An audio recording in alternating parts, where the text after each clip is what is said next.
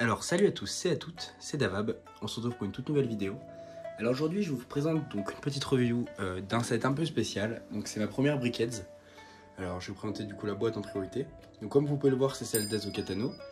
Donc cette Brickheads est pour moi la plus intéressante de toutes, hein, on va pas se mentir. Parce que c'est un personnage qui est assez fascinant et que je la trouve très réussi. Alors une boîte de Brickheads c'est un peu inspiré évidemment des boîtes de pop. Elle est là pour te représenter du coup le personnage, donc il y a un petit numéro hein, qui s'inspire donc le numéro de la série de toutes les Brickheads qui sont sorties chez Lego, je suppose que ça va être ça. Et donc on a la figurine, la Brickheads qui est en priorité, donc qu'on peut voir, donc avec le visuel de chez Lego, hein, qu'on reconnaît bien, donc avec l'âge pour lequel c'est censé être requis, le numéro du set, le nom de pièce, ainsi que les différents noms du fameux jouet de construction dans toutes les langues. Donc par-dessus on peut voir une pièce à la taille réelle pour pouvoir voir à peu près à quoi ressemblerait la figurine taille réelle. Et ensuite on va pouvoir faire le tour. Donc une illustration du caractère en condition de série. Donc là pour le coup c'est la saison 7 de The Clone Wars. Donc on voit que c'est bien ça qui est censé être représenté. On voit le logo Brickheads qui revient, qui est vraiment très sympathique. Ainsi qu'à l'arrière, la Brickheads ainsi que deux images qui représentent ce personnage là lors de le contenu en question. Donc là pour le coup c'est The Clone Wars saison 7. On a également ici une description, en tout cas des conditions qu'on pourrait retrouver en bas des boîtes ou dessous sous les boîtes. Voilà, donc c'est des boîtes assez petites, hein, on peut voir comparé à une main, comparé à une pop pour le coup là de gros goût. Voilà, c'est des boîtes assez petites hein, qui ressemblent un peu aux boîtes de pop. Donc à l'intérieur on va y retrouver une notice qui va être sous cette forme là. Donc c'est une notice pliée, donc pour ceux qui n'aiment pas les notices pliées c'est le cas. Voilà donc avec le petit logo Brickheads, le petit code pour retrouver en ligne, ainsi que du coup le numéro qui revient. Donc on a une notice totalement classique avec une construction de la Brickheads.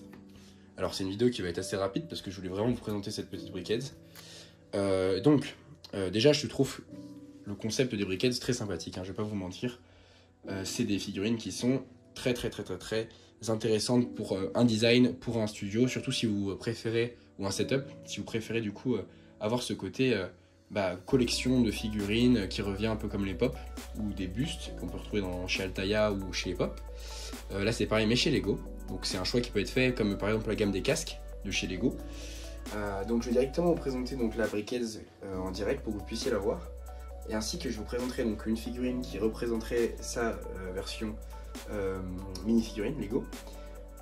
Pour que vous puissiez la voir à côté et voir l'échelle, voir les différences qu'on peut retrouver. Évidemment, c'est pas très comparable parce que là on parle d'un ensemble de Lego comparé à une figurine de chez Lego. Voilà, je vous montre ça de suite. Alors voici du coup la Brickheads de Azoka ainsi que sa version mini-figurine. Donc je l'ai mis dans la même position pour que vous puissiez vraiment voir la comparaison. Évidemment la taille, ça vous permet aussi de voir la différence de taille.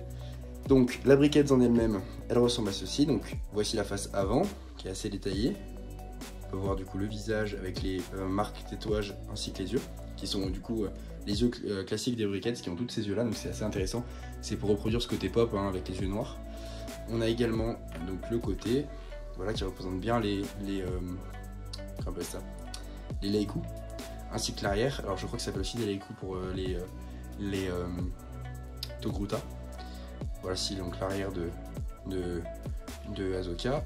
De l'autre côté avec bien sûr les sabres laser et les mains, et encore l'avant. Le dessus et l'arrière se situent donc juste de deux jambes hein, qu'on peut mettre sur un socle, voilà, qui est vendu avec la Brickheads. Et donc la figurine de mini-figurine, donc voilà ceci, qui n'est pas fourni dans la boîte, hein, je le présente juste.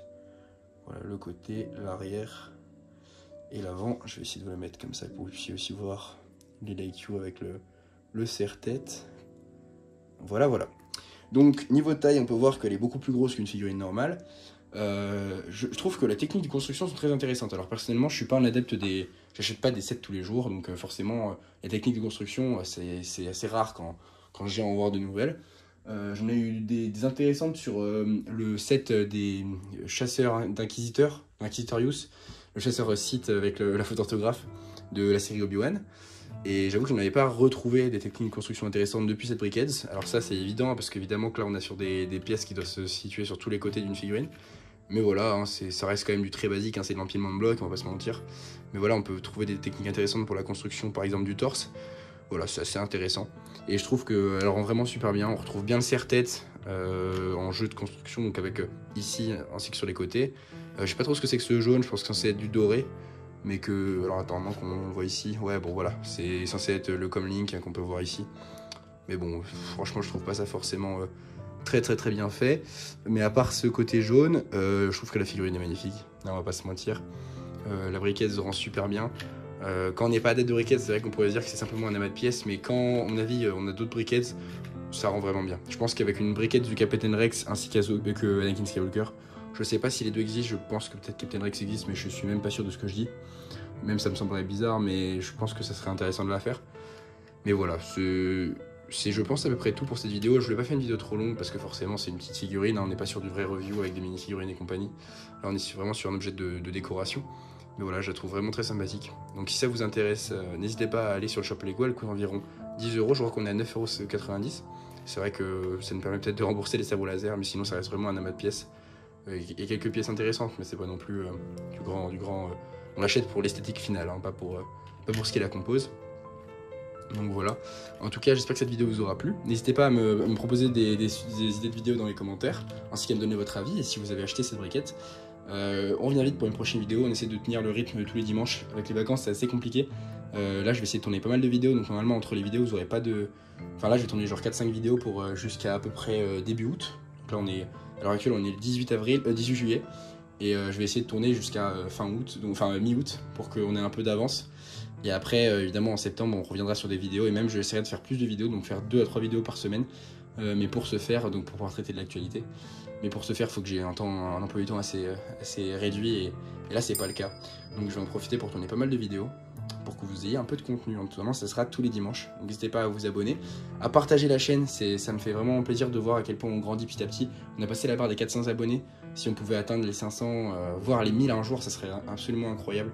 Donc voilà, je souhaite aussi remercier les autres créateurs de Lego, que ce soit Star Wars ou même d'autres sujets. J'ai vu du militaire.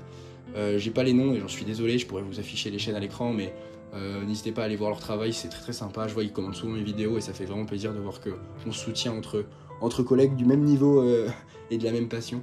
On n'est pas des concurrents, on est vraiment là pour se soutenir entre nous et c'est vraiment super. Donc voilà, je remercie tout le monde et en tout cas je vous remercie à vous de regarder cette vidéo, de vous abonner et si vous êtes là, bah merci beaucoup. Donc je vous dis à plus les gens, salut.